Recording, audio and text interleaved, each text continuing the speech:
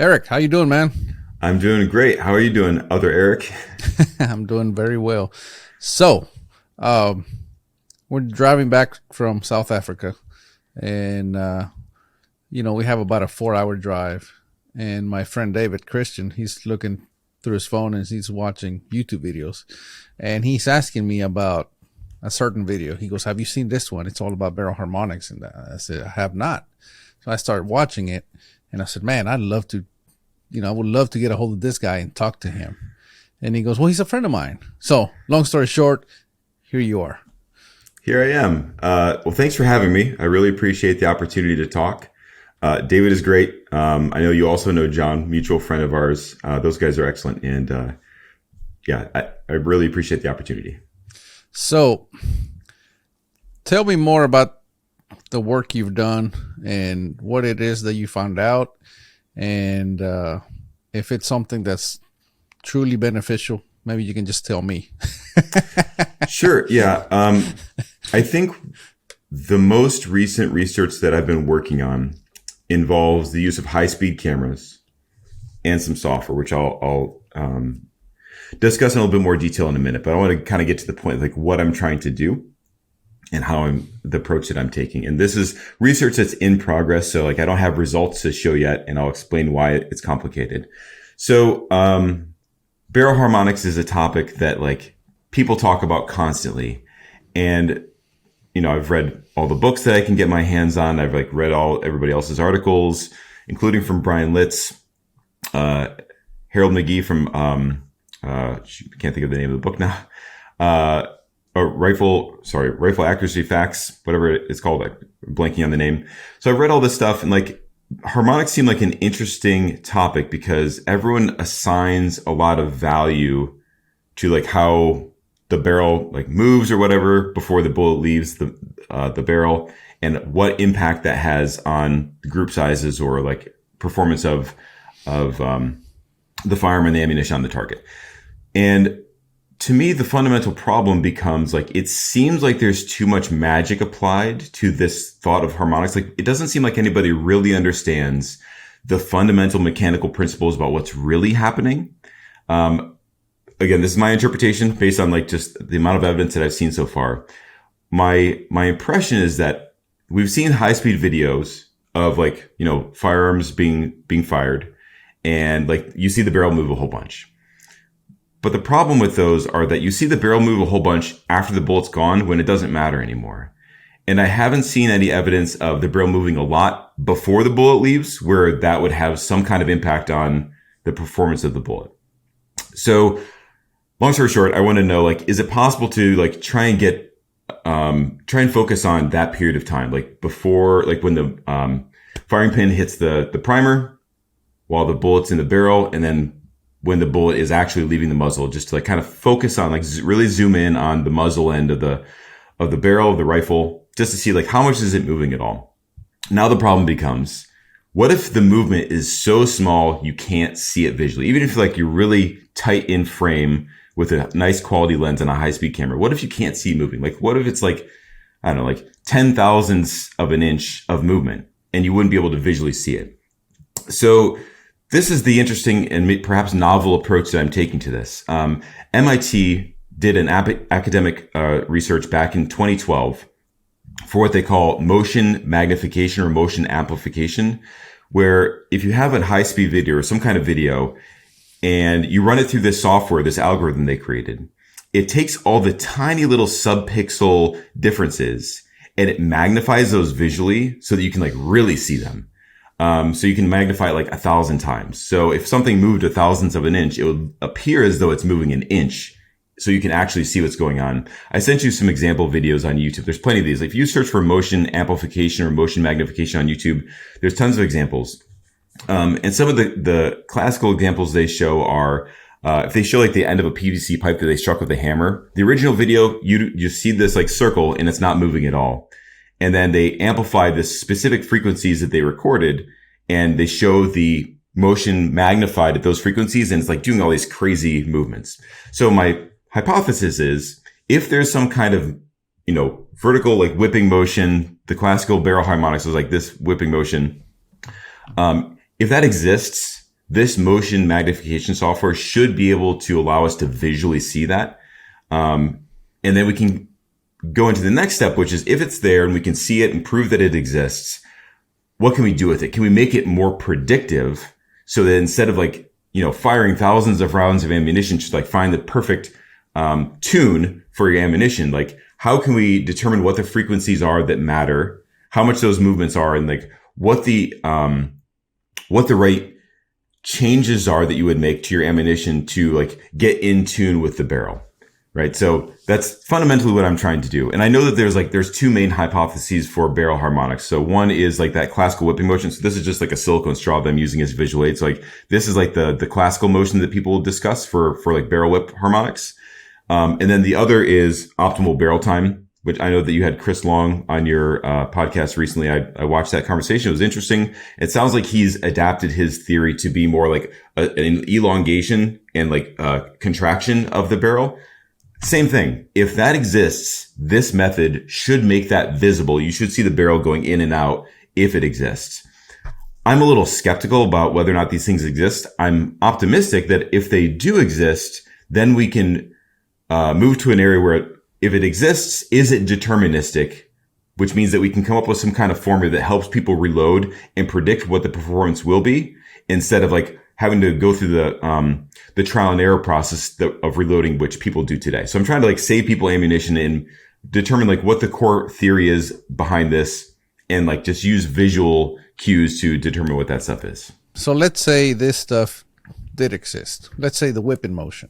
Sure. How would you now correlate that to a load that would work on the gun? Like, would you need a high-speed camera and all this other technology in order to work up a load?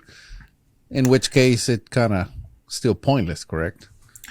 I don't know if it's pointless. So I acknowledge that high-speed cameras are prohibitively expensive. I think like to get a nice high-speed camera, it's like $100,000. I rented one. There's a guy in Eastern Ohio who runs a company called Aimed Research, and you can rent the camera and all the lights and all the equipment from him for like significantly less than that. And you get it for like a week. And that's what I did. And huge cost savings, and it makes it much more affordable. It's probably like less than you paid for your rifle to get all this high speed equipment for a week.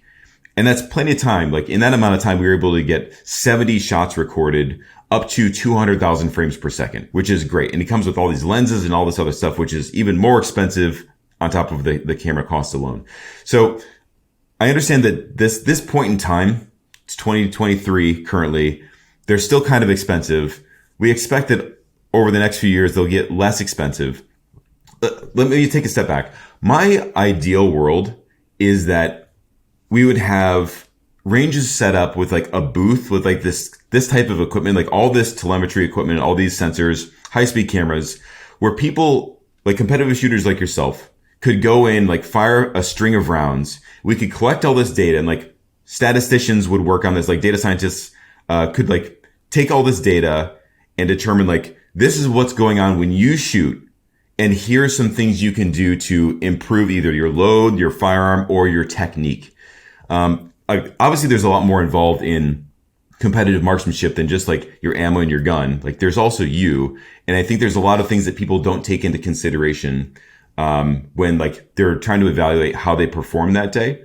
And when it comes to data collection, there's always a heavier weight put on the data that you did collect, and you tend to ignore the data you did not collect. So I am happy to discuss this in greater detail. And I know I'm kind of going off on a tangent here, and I apologize.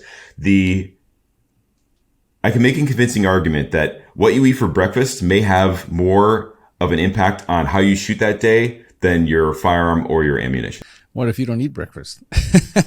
That would also impact, right? So yeah. So I guess what I meant earlier when I said pointless, it would be for the end user as an individual. But yeah, you're talking about average shooters, right? So right now, yeah, exactly. So everyone can't go out and like rent these cameras right now. It's too expensive.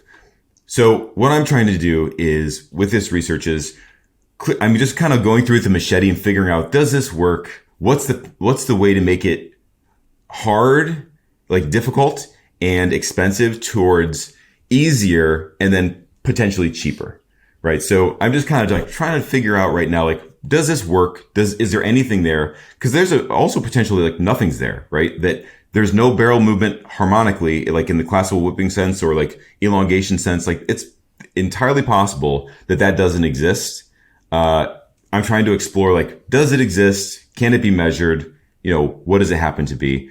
And then we can go to the next step for how do we apply this and make it available to the average shooter so that they can then leverage this technology, or at least the equations that come out of this research, so that they can like just say like, okay, I want to build up a load. Like, what do I need to do? I don't have all those answers yet, but that's the path that I'm taking to explore. So let's talk about it. Let's say it doesn't exist. Sure. What explains? How do I explain else? tuners? Forget tuners. Forget tuners. Everything else that we've, because the only reason that's a theory is because of what we've seen, right? You change the powder charge, you change seating depth, you change the tuner setting, and you can see the groups moving around. Sure. They don't always go in the exact same spot, right? Like you would think. It's like a laser beam, right? It's all going to be, but That'd then you change your powder charge, you change anything, and now all of a sudden it moves around on target. So yep, understood. What would again? Why is that happening? Yeah, I mean, if I had to bet money, I would say it has to move, right? So here's my hypotheses based on what I've seen so far. So a couple of things. So totally agreed. Like, you change your powder, you change your load, group size change. And I acknowledge that, like, when you fire a bullet at a target, it does not always go where you point it. So let me provide some counterpoints to this problem. So what we know to be true today is that, Brian Litz did a great job of demonstrating with high-speed cameras that the gun starts to move under recoil before the bullet leaves. Do we agree that that is true? Yes. Okay. And I've used it. I mean, I got this wrong, actually. I used accelerometers on my firearm, and it didn't pick up that movement until after I calculated the bullet was gone. The sensor had a problem. And this is one reason why, like, attaching sensors to the gun is more problematic than just collecting visual high-speed camera data. Because, like, there's tons of things you can do with cameras, and it's way more convincing to show, like, see with your eyes. Like we say all the time, like, oh, let me see. Or like, do you see what I mean? Right? We're visual creatures. Our eyes are incredibly powerful, and like they're tied very closely to our brains. So like that is much more convincing than like what a sensor might show in like this wiggly line. So if I can visually show to you like harmonics exist or don't exist, or like this is what it looks like or doesn't look like, I think that's will hopefully convince more people than like this is what this one sensor said. So anyway, long story short, or back to the original point. If we can agree that the gun starts to move under recoil before the bullet leaves, that means that some movement is happening just from that. That's one factor, movement from recoil. The other factor is, depending on the type of discipline you shoot, you're also inducing pulse in all kinds of movement. And and you know this, like if you're shooting 1,000 yards, you will see that reticle moving. Perhaps not in F class, right? Because you guys like are using all kinds of rests and things. But if you're shooting like sling prone, like I do for like high power shooting, like you see that moving, and you're doing everything you can to minimize the pulse, the pulse effects on the firearm, which you can see on the reticle on target, right? We acknowledge that that is true as well, right? Right. Okay. So there's that's two forces already that are moving the gun around, which could potentially, which should affect group sizes on target. So then the other thing is that when you're shooting at 100 yards, where I think most people tend to do low development, my opinion is like that's too close. You're kind of reading tea leaves at that point, and like you can come up with all kinds of theories like why things are a certain size at 100 yards. I tend to do low development at 200 or 300 yards. I acknowledge that like wind will play some factor, horizontally, but I'm kind of focusing on vertical impacts of like charges and like seating depths and all that other stuff. So it just allows you to magnify the effects of whatever your load is by going to a greater range. Hopefully we will agree that that is also beneficial, that like you will see a greater effect of your load development if you shoot at a greater distance. Would you agree that that's true? Yes, I'm going to say that's true, but also you have a greater influence of wind and Yes. mirage and other things, right? So everything Totally. gets amplified, not just the Yes. not just the load. So yes, I'm gonna Everything's go with amplified. So my theory then is that let's say that I could give you perfect ammunition that I would guarantee will shoot at the exact same velocity every single round, which is the ideal that everyone's trying to reach with their load development. Do we agree that that's true? Like if we could have ammunition, if we would buy it for $10 a round, right? And it was perfect. And you knew that every time you fired, it would be the exact same velocity. Like you would probably pay $10 a round for that ammunition. Yes. And so if we fired that, I propose that even if that were true, you would still see group sizes. Like there would still be a group and it would not all be one single hole because of all the forces we've discussed so far. Correct. Okay. So now the question that I would propose to you is, how can you see a group and say, this much of it is from me and Recoil, and this much is from the load that I've done? Like, how do you do that math when you are doing load development? I look at the pattern. I don't look at one group on its own. I see the patterns that it's printing. You know what I mean? You're looking for like the Rorschach test. You're like looking for butterflies and no. I just over the years, I kind of know what to expect. I see. Like John was here last week, and we're I was doing load development, literally like 3 days before going to a state championship. Sure. And I'm showing him the targets, and he's saying, I would go with this one. I'm like, that is the worst one. I want to stop you. I don't want to mean to interrupt, but this is a perfect example of what I mean. I think what you're saying, correct me if I'm wrong, it sounds like what you're saying is that there's more of an art to interpreting your groups than science, right? There's more of an art to it. For me, it is because I'm not a scientist. So that's the only option enough. I have. And I think through my podcast, I have proven over and over and over again that I am no scientist. And that's why you're here. And Brian was here and Jayden and many others. But the point is, John said, this is what I would go with. And I said, that's the worst one there. Okay. So, and then I explained to him why. And then I said, I need to go down. According to this pattern, sure, I need to go down in powder charge. And I went down, shot some more groups. All of a sudden, they're tight. I load that ammo. I go to the state championship. The very first target that I shoot, it's a clean with 12 X's, right? Nice. And he's like, I would have never picked that. I said, well, this is something I've learned over the years, right? If you can't just look at one. I learned this from bench shooters. They can read those targets way better than I ever could, at 100 yards. And that's how they set records and shoot, ags in the 1s and 2s, for an entire week. Sure. Now, how much of that is science and how much of that is just art? I don't know, but all I have is art. Fair enough. So, it sounds like, would you agree that it is more subjective than like reading the group sizes? So the example you gave, John would have chosen something different than you did, which means that the interpretation of those group sizes for your load development were subjective to your experience and your opinion, whether or not you understand your phrasing of it. You may not understand like why you chose that group exactly. You probably couldn't explain it and say like, here are the exact factors I used. I explained it. I explained it to him, and after did he understand? Yes. Okay, once I had explained it, it was spitting flyers, Yeah, got it. And he just he said, well, that one I just because it had a real small group and then a flyer, and I said, sure.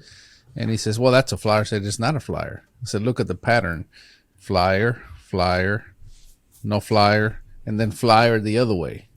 I said, see, you're kind of, the way I look at it is like a rungs on a ladder.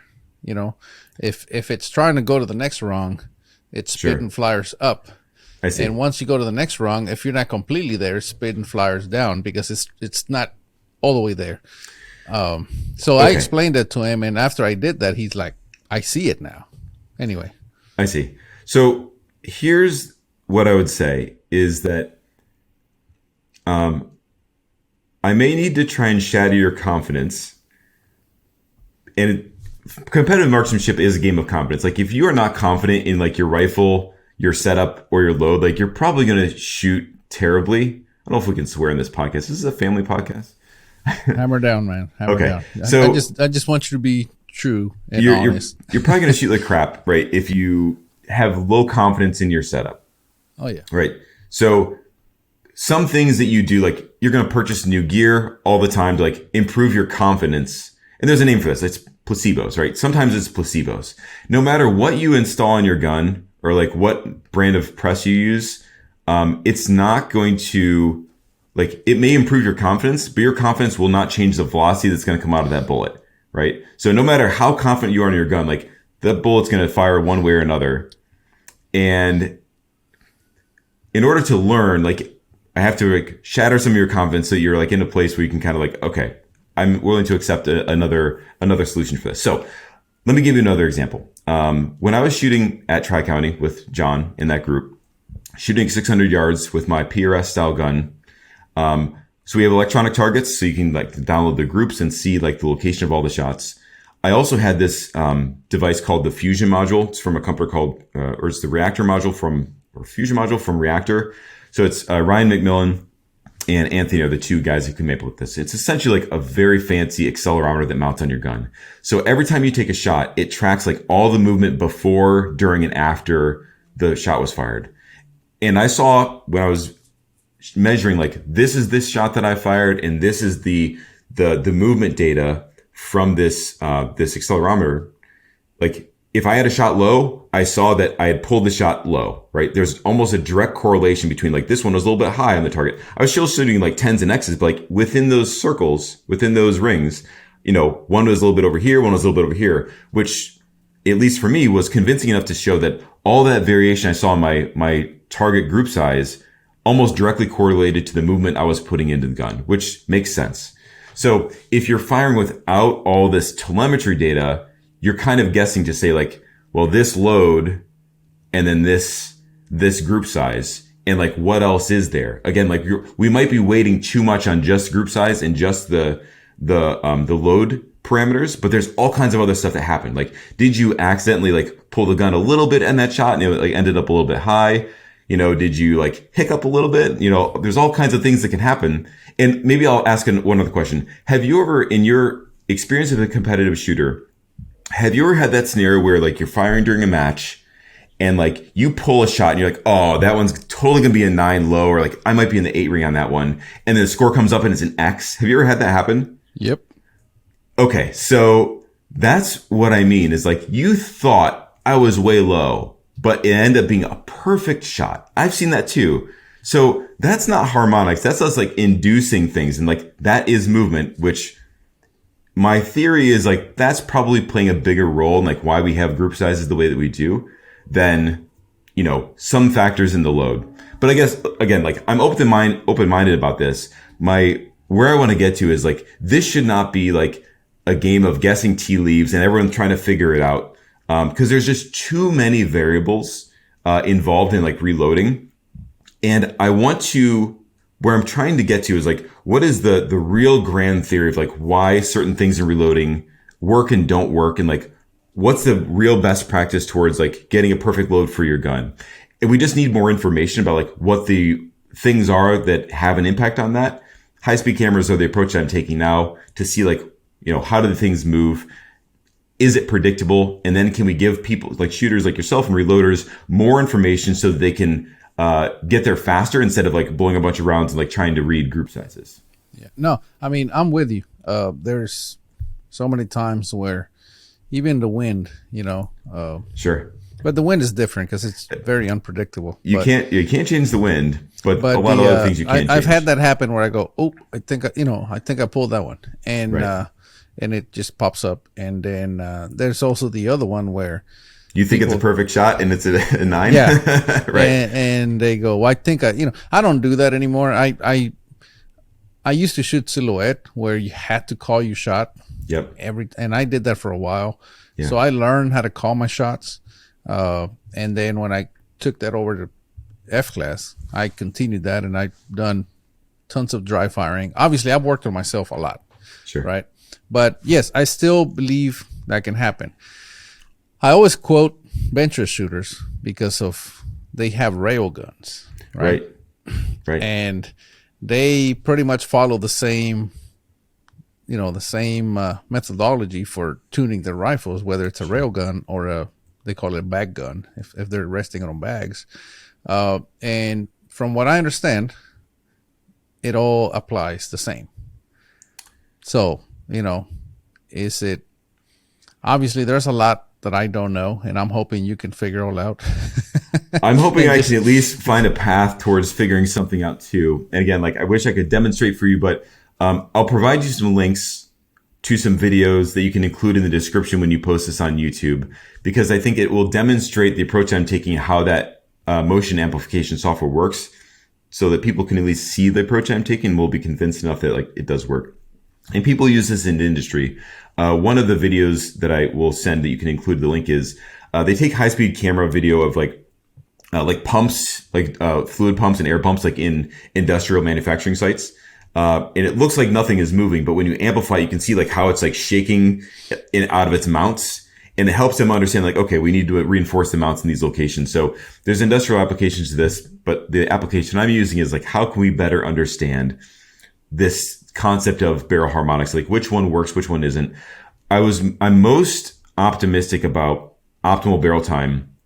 I've tried, just as an aside, I've tried to correspond with Chris Long. He has some weird rules about how you can email him, and I never heard back. So maybe you can put me in touch with him, because I'd love to have a conversation with him to see if we can come up with a way to run this experiment again with the high speed footage and try and visually see this motion that he proposes is true.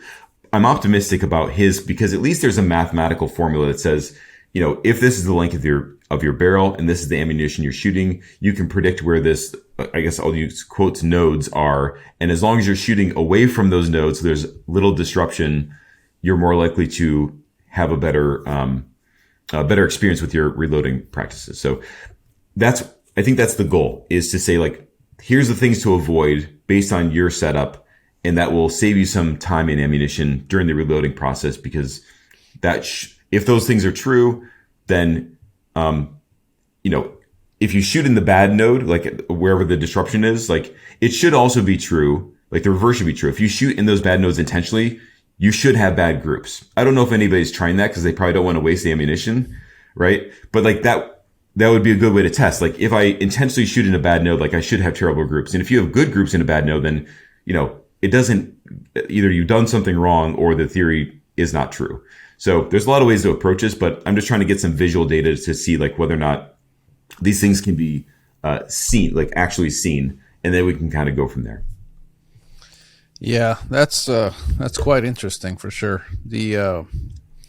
So what do you think? So you think the OBT is the more, at this point, reliable method? Well, I can't say for sure if one is more reliable than the other.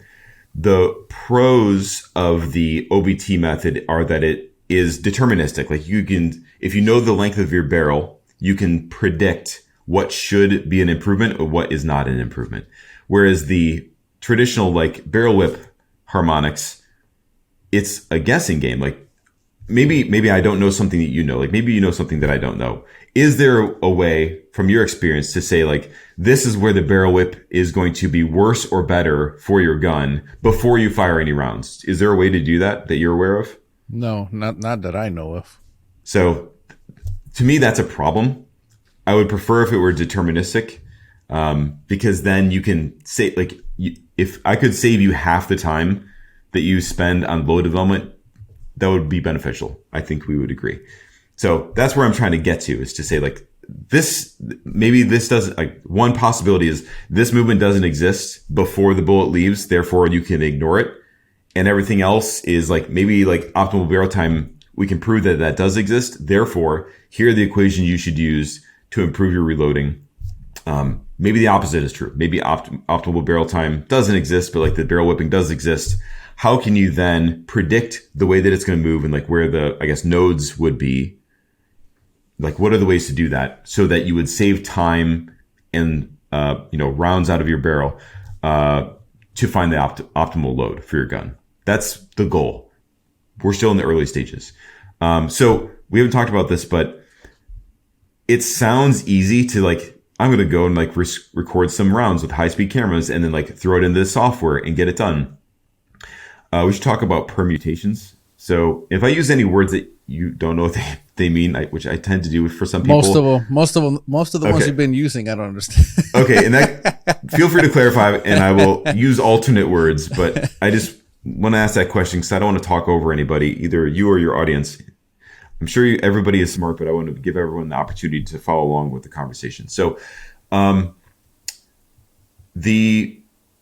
first, let's discuss permutations. Permutations, just think about the multiverse.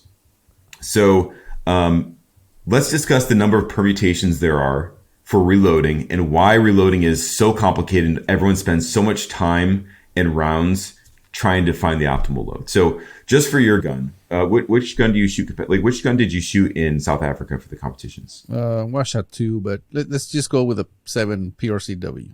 Okay, 7 PRCW. And do you use one powder or multiple powders for that gun? At the moment, just one. Okay, so that's one powder.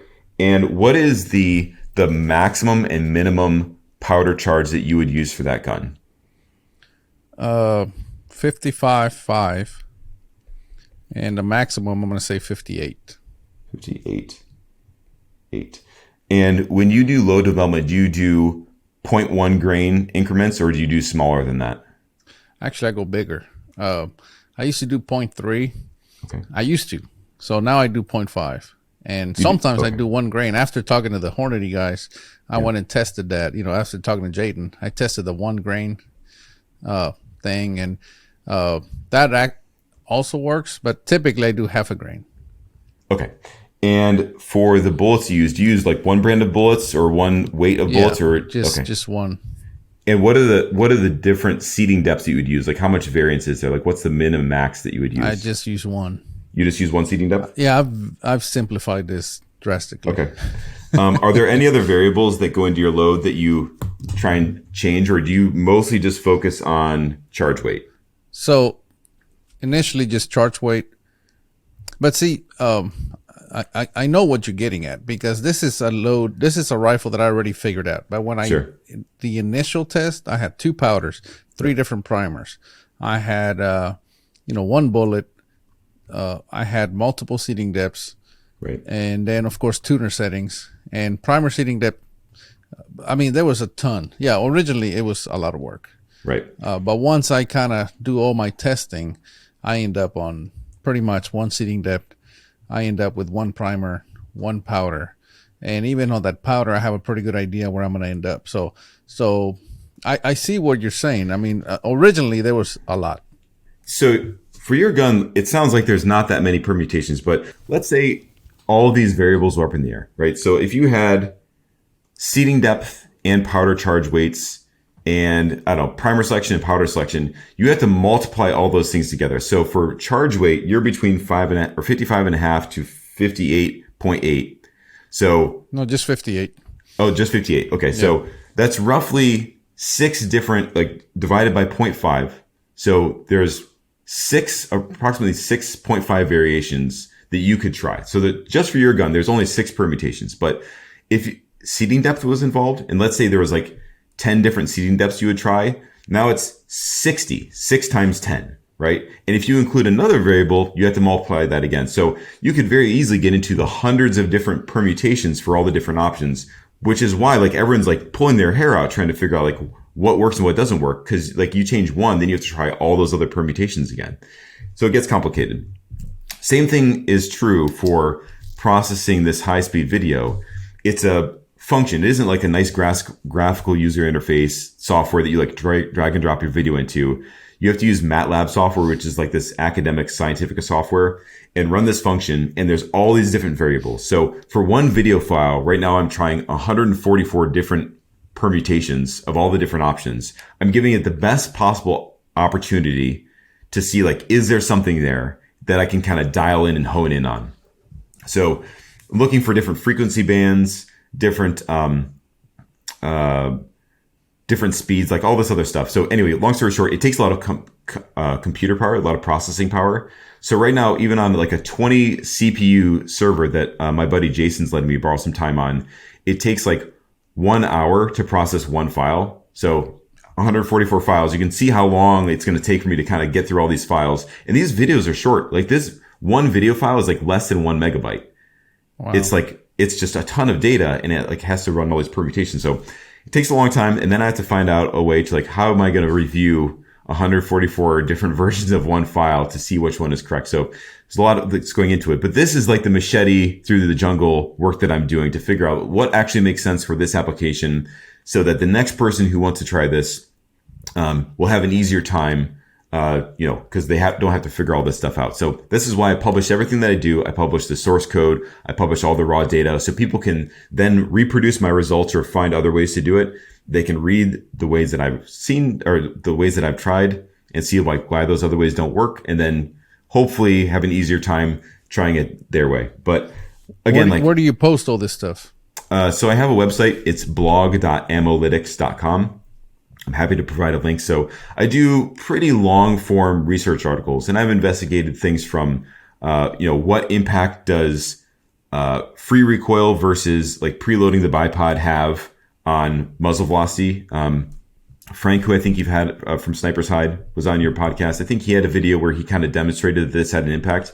I was not able to reproduce that result, and I had some issues with the way that he presented that finding. That's when I attached like an accelerometer on the gun. I used a pressure trace. I used magnetospeed to kind of collect all this data to show like there is no impact as far as I could tell. I was not able to reproduce those results. And then I did bullet sorting experiments, case capacity sorting experiments. And all of these things are just like the first approach to like trying to see like what difference do all these things make?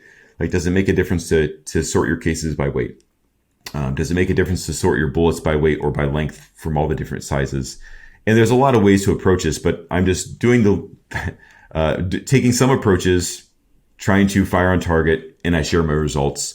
Based on what I learned from that experiment, I then go and it informs the next experiment that I take. So again, like I decided to go deep down the rabbit hole of the barrel harmonics thing because like there's just too much ingrained in everything else I want to do. And people say, oh, like all that movement is just from barrel harmonics. And it's a little bit magical thinking and hand wavy, which I take issue with. Like I want to know like what is mechanically actually happening there, and can we explain it so that we can kind of either ignore it or factor that in for all the other tests that I want to do. So anyway, that's essentially what I do on my site. So, and I'll put a link below for those that are looking for it. So let's talk about that, because I've heard that as well. If you're rifle shooting too fast, just back away from it. And I have never seen anything from I tried the most generous approach for reproducing that result, and it did not make any difference. I suspected it was the way in which he conducted that test, but I can't say for sure. I've reached out to him and like he did not return my email, so I don't know if he's upset or ignored it, because I'm sure he gets a lot of emails. But anyway, these are the types of things that I explore because, again, going back to the point, a lot of this has to do with confidence. And I thought that was true because like it came from a reputable source.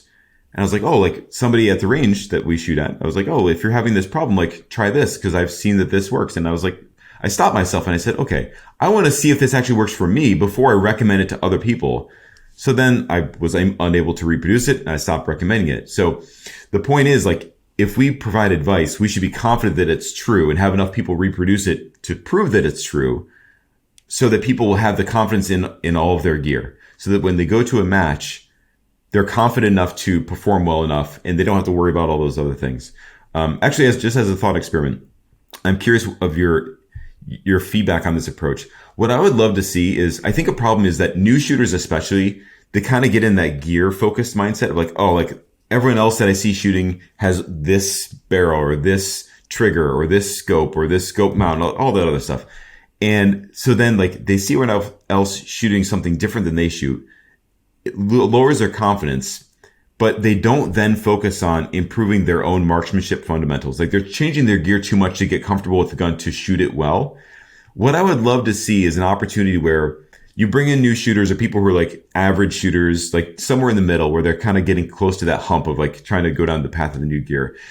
Working with individuals like yourself, like you, John, David, who have like gear that works, like has won competitions, ammunition that works and has won competitions, and you as an instructor, letting them fire on your gun, liability issues aside, letting them fire your gun that's known to work.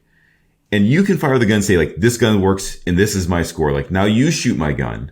We know that the gun isn't a problem. Everything that goes wrong is going to be from you as a shooter. And that's what we want to try to improve today.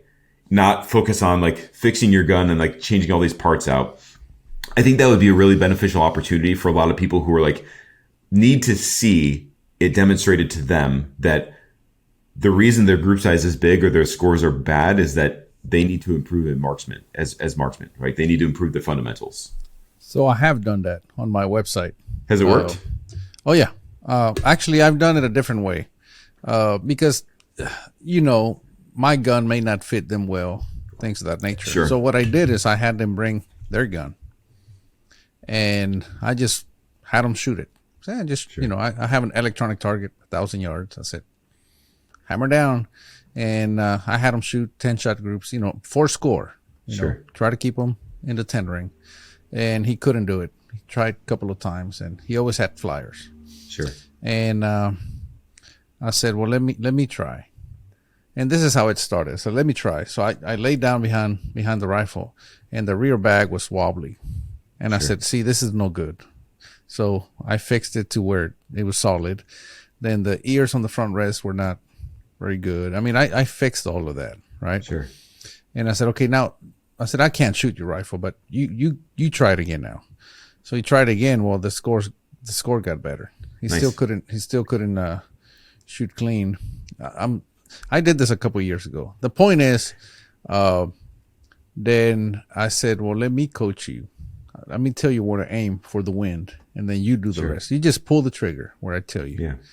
And all of a sudden, he shot a perfect score. Nice. Right?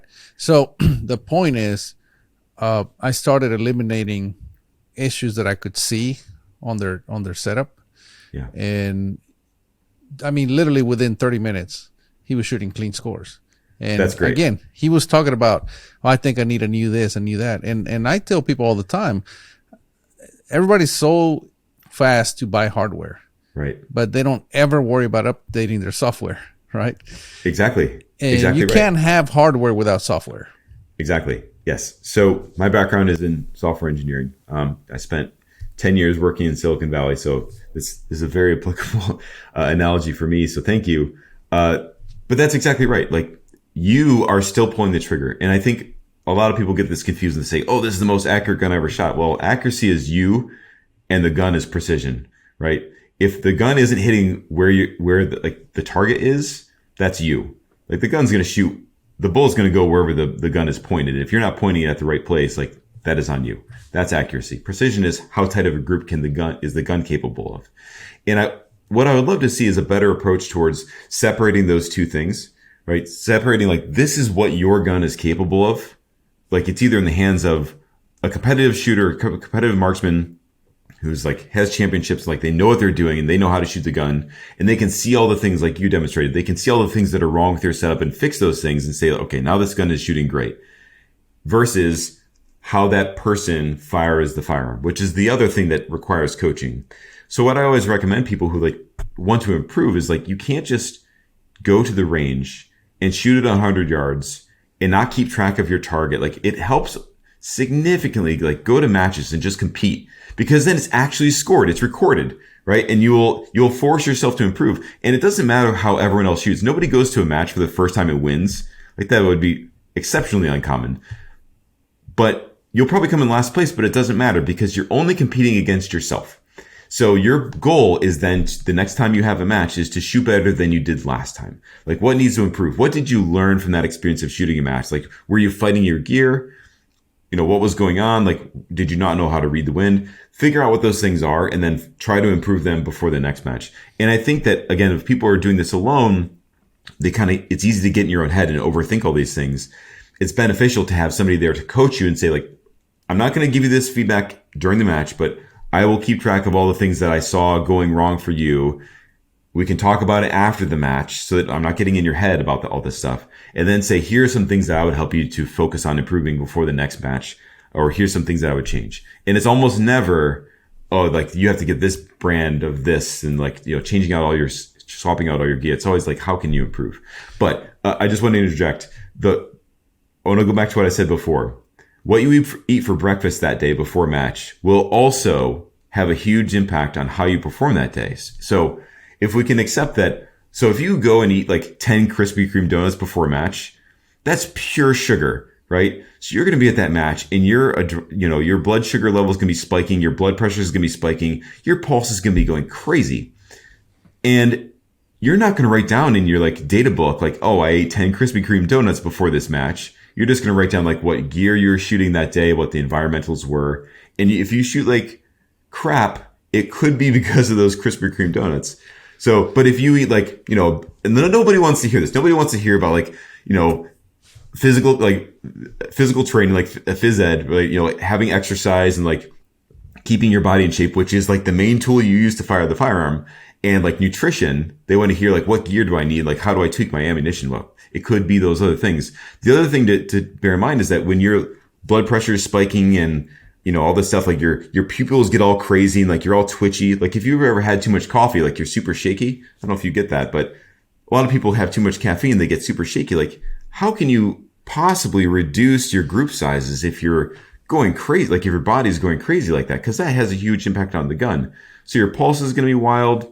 You're going to be shaking from the caffeine, all this other stuff. So again, like the point I'm trying to make is that things that you don't write down could also have a huge impact on your performance at a match that day. It's worth consideration trying to keep track of more things instead of just the gear that you shot. I told you I started with silhouette, and that was a big thing in silhouette. Like, don't have coffee in the morning. Because they're literally holding the rifle, right, shooting offhand. Right. Yeah. So that was a lot more talked about than it is in F class. Now you mentioned shooting 100 yards. I get, again, I have a website where I teach people how to shoot and reload and all those good things,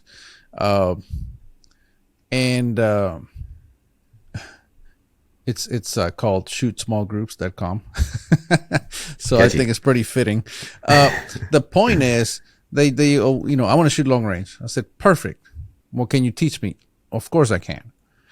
Go to 100 yards and try different holds, Sure. No. I want to shoot 1,000 yards. I said, yeah, well, you need to go to 100 yards. And I think I lose a lot of people there because they immediately want to go to 1,000. And I said, you can't go to 1,000 unless you have 100 figured out.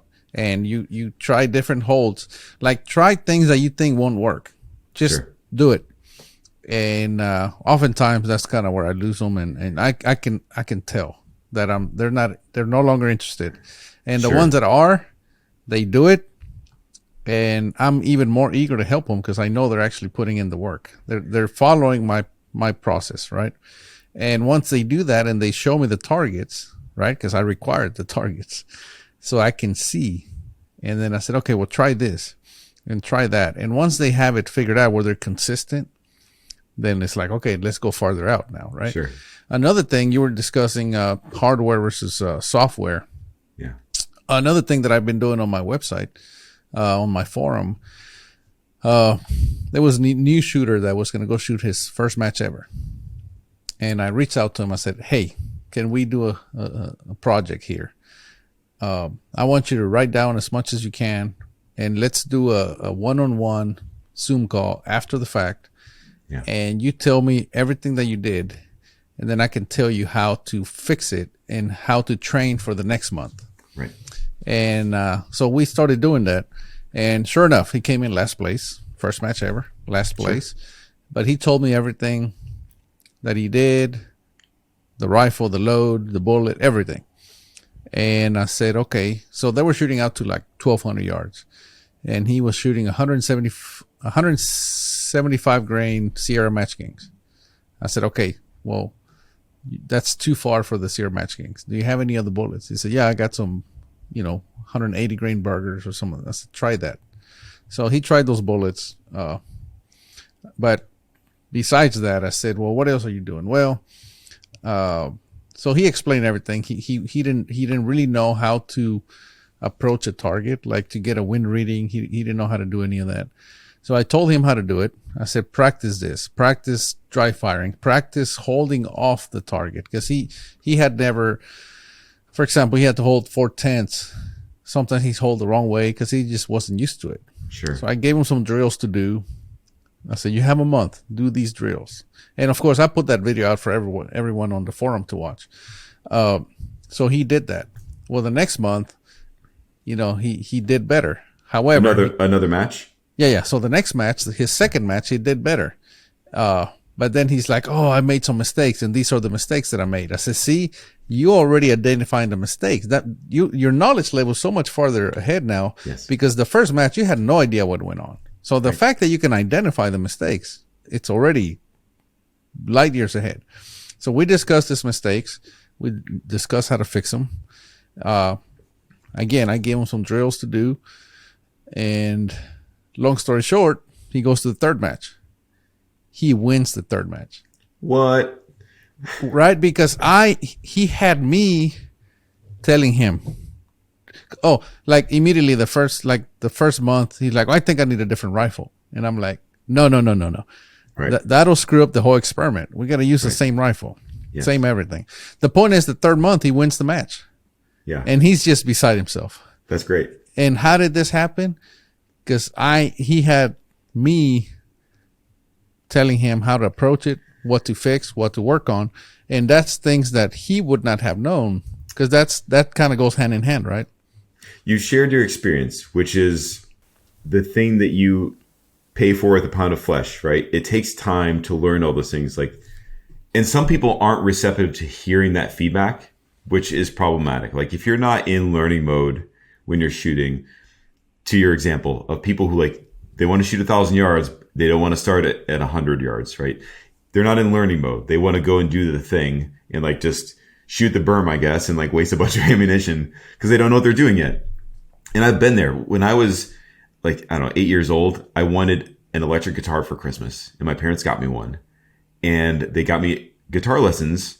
And the first song you learn is Mary Had a Little Lamb. I'm like, dude, I want to rock out on this thing. I want to do Mary Little. So I never learned how to play guitar because I wanted to get to rock star status instead of playing do re mi. And I was like, this is not you have to align the incentives with the path forward. There's probably a way to play the lullaby version of AC/DC Thunderstruck, right? But that's not what I was learning with the instructor that I had. So it just wasn't a good fit of the instructor and where I wanted to be. So I totally get where you're at. That's a great approach. A big life lesson for me, kind of similar to what you're saying. And this I figured out on my own. But I remember it clearly, and I've never forgotten it. When I was in grade school, 5th grade, 6th grade, I forget. The point is, we got the math book. And I just so happened to open it from the back. I opened it backwards. Sure. Common mistake. Then I flipped it and I saw what was at the back of the book. And it had all these symbols and all these letters. It had letters and it had numbers. And I thought, I'm never going to learn this. This is I was crushed. I was like, this is way over my knowledge level. I'm going to flunk this class. Sure. I started to worry about flunking that class. Well, guess what? We started from the front of the book. By the time we got to that place where I was freaking out, a few months later, it was piece of cake, right? And that just has always stuck with me, that what seems almost impossible is simply because you haven't took the steps to get there. Yeah, this is exactly right. And it's about building up confidence. You can't start with all of the confidence. You have to kind of get there, and it comes with experience. And sometimes you will get false confidence based on your experience, especially once people get over that hump and they go from buying ammunition to reloading ammunition. That's kind of where they start to get confused, at least in my experience, because then it opens up all these variables and they don't know if they're doing it right or wrong. And one of the reasons why I haven't offered reloading classes or courses is I still feel I don't have the confidence in everything that I'm doing to share that, other than to say I'm experimenting with these things. This is how I'm going about the experiment, and these are what my results were. And that's the extent of what I'll do now. And again, researching barrel harmonics is the same way. But, nobody starts with a guitar and becomes a rock star the next day. Nobody wins their first match. Same thing. It takes experience. But the shortcut is being open to learning and open to feedback, going with that open mindset, and having somebody help coach you based on like how you perform the first time. Say here's some things to work on and improve. Then you have to commit the time to actually work on those things and improve and dry fire or whatever you're going to do. And then continue the process to go down the match. Some people drop out. Some people say, this isn't for me. It didn't go well. I wasn't able to solve the Rubik's Cube the first time I tried. I wasn't able to moonwalk after watching videos on YouTube the first time. And therefore, because I was not an expert the first time I attempted it, I will quit. There's a name for this type of bias. I forget what it is. But yeah, long story short, what I'm trying to probably Dunning-Kruger effect. Dunning-Kruger effect is similar. It's that you have overconfidence in what you think you know. But there's a type of bias where you see something done for you and it looks easier than it is. I forget what it's called, but anyway, you have overconfidence in your ability to do something based on observing it one time. And like the moonwalk is kind of the canonical example that people will use for this, where you show the video, like here's instructions on how to moonwalk. Do you think you can do it? And they'll be like, yes, that looks easy. Then they try and they're not Michael Jackson on the first try, right? Or shooting pool. Shooting pool is the one that you watch a professional pool player and you go, looks easy. That's so easy to do. Yeah, looks easy. You try it and yeah. So I do want to give a shout out to CMP, the Civilian Marksmanship Program. They have a great program called Small Arm Firing School, where you go, they supply the firearm and a sling and the ammunition, and you go and shoot essentially a match. First is a practice session day, and then the next day is a match. And it's like $60. So if you're ever in Camp Perry, highly recommend checking it out. You shoot it, I think it's 200 yards for the entire match. So it's a good distance for an AR-15 with iron sights, challenging enough, but not so hard that people are going to be totally disillusioned. And you work with a coach. Every team has a coach, and it's usually somebody from the U.S. Army Marksmanship Program or one of the other teams or some volunteers who have shot competitively and have won trophies and awards, helping people to diagnose how, just get through the basics, be able to hit the target and operate the firearm safely. 2, if you want to improve your score, here's the things you should try. And I still do this, and I still am terrible. I bought all the gear. I bought the jacket and the nice sling and all this stuff, and my scores are no better because I haven't practiced enough, right? All the gear. I'm like, why is my score the same? So they're very patient with me, and they're you're getting too worked up when you're loading, getting all your gear ready. And they're I can see the pulse in your neck. Your heart rate is going crazy. And that's not something I'm writing down, right? But it's why the equipment that you bought, is that as good as it gets equipment? Or is there higher up? So I think that's one of the nice things about high power matches is that the standard equipment, almost everybody uses the exact same thing. Yeah, but is there higher up? No, Creedmoor shooting coats. I was going to say, because if there is, then that's what you need. But that's the thing is everyone. That's the great thing is that it's a great equalizer sport because everyone there's an upper tier of the quality of sling and shooting coat and all the stuff you get, but it isn't crazy expensive. Everyone has essentially the same thing. I'm shooting the same stuff that the Army Marksmanship team is shooting, almost identical. So it's all on me, right, to perform at the target. So. Again, going back to the beginner mindset, if I'm stressed about how to set up all my gear before I'm even shooting the firearm during the match, it hasn't become second nature, just how to position everything correctly before I just stress myself out and then I do poorly. So you have to kind of just do it enough to get past that point where you're focusing just on the match. I was talking to Todd Hendricks last weekend, and in F class, we have unlimited sighters. And then we have, you turn around, you tell your scorekeeper that you're going for record. And at that point, the next shot counts, right? Yeah. And he and I were discussing that something that we have noticed with typically the newer shooters, where they're perfectly calm during unlimited sighters. And the minute they say, I'm going for record, they're visibly stressed out immediately. Sure. Everything changes. They seem agitated. They seem because the stakes just went up, right? And oftentimes that first shot's going to be a 9. They've been shooting nothing but 10s and X's. And the minute they say I'm going for record, you can see them. They act differently. They try to go real fast. It's just everything changes. And, the target shows it. So to your point, to your original point, I've seen it. I've seen it happen. Yeah. And this is another use case for where I think high-speed cameras in this software would be beneficial. So again, my ideal scenario is we set up ranges with like some kind of booths where you have these cameras. And for this application of recording the shooter while they're shooting a match, you don't need like crazy high-speed cameras. An off-the-shelf camera that's capable of like 60 frames a second is enough to do this. Where you record the shooter during a match and then you amplify their movements. So if they're like shaking, it will be very obvious, even though like visually, like in real time with your naked eye, like it might not be obvious like how much they're moving. It will also be obvious like if they're really pulling the shot, if the gun is going straight back or it's like at a weird angle, and that corresponds to the shots they have on target. So my ideal scenario is like to set up some kind of system where you can record all this information, tie it to target data, like whatever other parameters you want to include, to help people diagnose how they're doing. And it could be like you would benefit from this as a competitive world-class marksman, as so would beginners, right? It would help them to really understand how they're doing without a coach who may miss something or the differences being so small they can't see it. So I think there's broad applications for this within marksmanship beyond just like barrel harmonics. And like that aside, I know you want to talk about barrel tuners. One of the experiments I did was somebody volunteered to bring their gun that has a barrel tuner. I don't own one. I'm skeptical about what they claim to do. I know that you sell them, so we'll talk about that. But I had somebody bring their tuner. We fired 3 rounds each with the known good setting, all the way screwed in, all the way screwed out, and then at like a random setting, just to see like what changes would we see. And I'm super close in, 200,000 frames per second.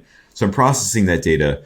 One of the problems is that when you amplify this motion with the software, anything that's a big movement, like the blast from the gases leaving the muzzle, or this happened to be like a muzzle brake tuner combo. So I have to trim out everything right after that happens so that none of the big movements mess up the video, because it tends to get too confused if something big is moving versus something small. So the goal is like compare all these videos together with the right settings for the algorithm to see like, why is it different? What I will say that we observed is the known good setting, we were shooting at 200 yards, and this is like a PRS style rifle. So it's fully capable of shooting 200 yards and 600 yards. A known good shooter. Shooting 200 yards, known good, right on target. Change the setting, we're not even on the board anymore. Like there is such a huge point of impact change from like screwing that tuner all the way in and all the way out. Like we have no record of like where the shot landed. So I thought that was significant. And it leads me to the hypothesis, again, I have not measured this, that what barrel tuners actually do is just change the point of impact by changing the gravity on the end of the barrel ever so slightly, so that it's putting the scope out of alignment for where the 0 is by moving that a little bit. And here's a way that you can, so I believe that you have access to a machine shop. Do you have like a CNC machine shop? Yes. So an experiment that I would like to try, and perhaps you can try it as well, is to mount your gun in your CNC. Don't have any end mills in there, but use the probe and just measure along the top of the barrel and see like, how does that compare to the bottom of the barrel? I assume you have like a straight profile barrel on your F-class gun? Yes. So if you probe along the top and then along the bottom, I suspect that you'll see a very slight curve downward just due to gravity, because it's only held on by back here, and the gravity is pulling it down ever so slightly. And by changing the location of the barrel tuner, you're changing a weight at the very end of the muzzle. So it's moving it back and changing the bend a little bit versus out here. And it's just changing ever so slightly. And this, another point of evidence for this is when you shoot uphill or downhill, which is more common like PRS style, or like military operations, if they shoot like extreme uphill or extreme downhill, your point of aim, your 0 changes because of the effects of gravity on the tip of the muzzle, because your barrel is bending ever so slightly. So if you're facing this way, the angle of your barrel bend changes. And if you're changing this way, it changes more. And this way, it changes less. So it changes your zero, which is why you can't use the same settings on your scope. No, so my hypothesis... The reason you can't use the same setting is because you're not shooting as far. You're right. The distance is also different, but the effects of gravity on the barrel are also different. So the way to test, like, maybe I'm wrong. This is a hypothesis. So yeah. So the way I explain be skeptical. Yeah. The way I explain it to people, they're like, well, what do you need less and, elevation? Less elevation. It's because the bullet is dropping a shorter distance. Sure. So I exaggerate. I said, imagine you point the gun straight down and you're shooting 1,000 yards. Sure. You wouldn't put any elevation on there, right? Right. Just straight down. Straight down. Well, Anyway, the effects of gravity on the bullet are also different. So it's complicated, but the point, just focusing on the barrel itself. So another example to use is if you ever seen like those really long industrial steel beams for like building like huge like skyscrapers, if they're ever sitting like just on a mount like this, massive steel beams, like these things are like a foot tall, they still bend. Like it doesn't matter how thick that steel is, it still bends due to gravity. Right? And I suspect my hypothesis is that's still true for a barrel, even though it's significantly shorter than a huge steel beam. One way to test this would be like just probe it in a CNC machine, right? And then move the tuner around and see if the location of the end of that barrel changes at all, which it would at least either confirm or deny this suspicion that I have. But one thing to test, and like this is probably you can work with your machinists on either proving or disproving if that interests you. But this is my hypothesis for like what barrel tuners are doing. Maybe I'm wrong. And I guess turning it into a question, I'm curious to know, when you shoot a competition, do you change the tune of your barrel? Like, do you rotate your barrel tuner during a competition ever? Yes. Or just during low development? No, I used to only do low development and one set it and forget it unless I had to move it. But then John Myers explained to me how he did it, and now I turn it during competition. Would you mind explaining for me what your process is? Like, what scenario would you change your barrel tuner during a competition, and which way you would rotate it and how much? Well, that's the key, right? Like John said, I'll tell you how to do it, but you can't tell nobody. So oh, it's a secret. I see. Yeah, and okay. So he explained that to me. He's a 6-time national champion, and I was a 0-time national champion. And he explained it to me, and now I am a 2-time national champion. Okay. So and you attribute that to your barrel tuner? Not entirely, but being 100% or being in tune all the time obviously helps, right? Because these championships are won by 1 or 2 points. Sure. So maybe it's just like you said, maybe it's just my confidence level went up, and that helped. But yeah, so that's kind of the issue, right? And if you watch the Brian Litz interview, that was a lot of that where he's like, well, tell me how they work. And I'm like, I can't. So because I lose my competitive advantage, which is the original reason I started doing tuners. But again, it's, so yes, now I move it during competition. Sure. But I am still working through it. So even if I did, I still wouldn't tell people about it because I'm still learning it myself, right? I'm still getting a little bit more confident every time, but Got it. I'm still working through the process. Okay. So is it fair to say that, do you sell these without instructions? You just say, here's a tuner and here's how you turn it? Yeah, well, I tell them. I give the instructions that I used for over a decade, which is turn your tuner, right? Sure. And find a wide window in which they work and go to the middle and leave it alone unless you absolutely have to move it. And that works perfectly fine unless you're trying to win national championships in F-class, right? Okay. In which case you have some secret method that you are not willing to disclose. Well, it's not mine. It's John's. That's the problem. So somebody shared with you a secret method that you're not willing to disclose. I accept that. So to me, it seems like a problem that we don't know mechanically like how these things, like what they're really doing, right? So and I'm just exploring this as a thought experiment with so you. let me give you a little more background on John. John has some friends of his that are super smart guys, and they have computer models, and they have. Sure. I mean, this whole tuner thing goes back a long time, and there's very smart people that have been studying tuners, but they've been studying tuners for competitive advantage purposes, right? Like you've met people like that, right? Like Sure. they just looking for that. So that's what they've been doing. And these are benchrest guys. So they have all these computer models and these charts and all these things.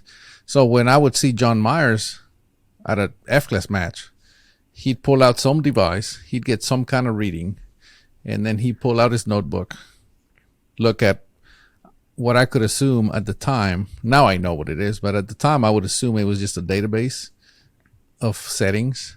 Sure. And he'd go and turn that tuner. Okay. And he would do that before every match, right?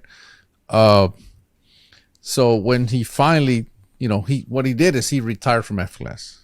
Okay. And that's when he said, okay, I see. I'll share that with you. So when he shared that with me, he explained to me how it works. Got it. But the point is that was explained to him by these very smart people. Now, John is an engineer, so he understands it much better than I do. The point is they have a lot of graphs, he shared so much data with me that I just could comprehend maybe 20% of what he shared. Sure. Because a lot of these words I've never even heard before, right? Sure. And they had theories, and then they had charts, and they had graphs, and apparently there's a computer program that somebody wrote that these guys use to compare tuner data against and this, that, and the other, right? Sure. He had so many iterations of tuners. I have all that information now. Yeah. The point is,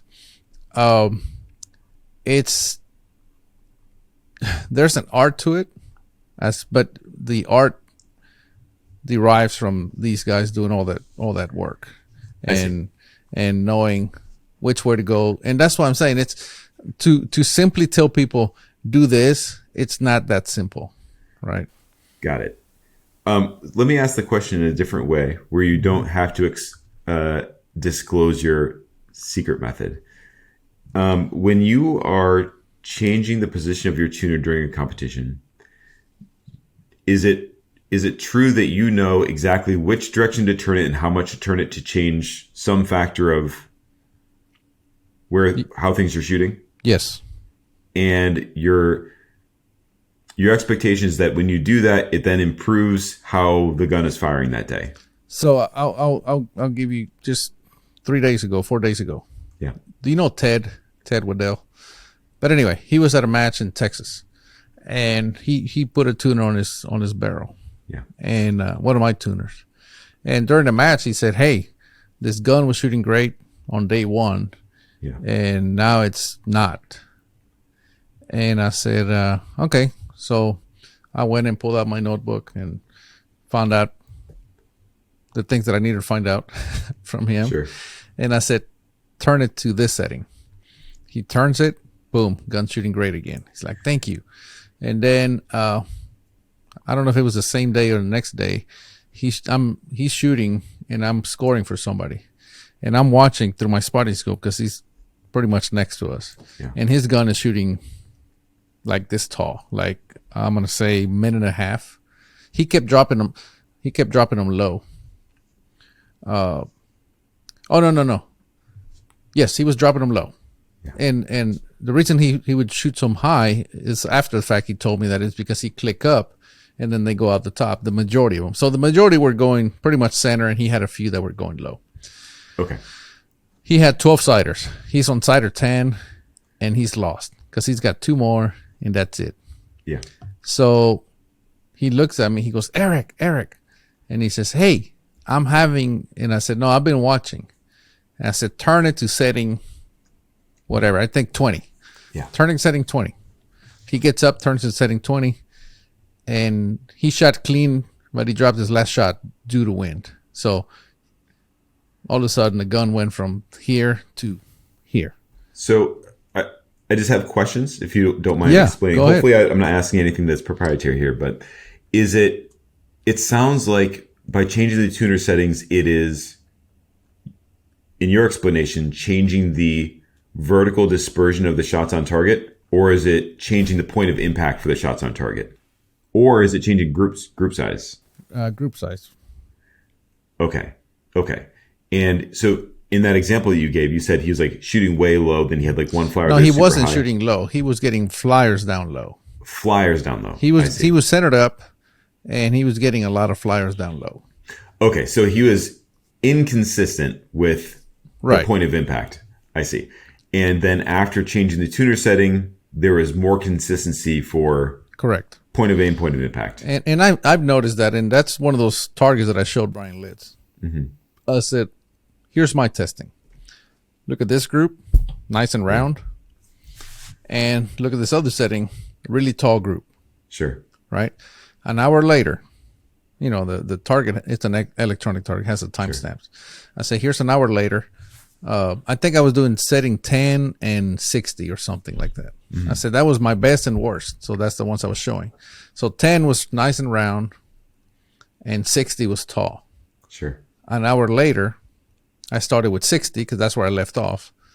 And again, it was tall, and then 10 was round again.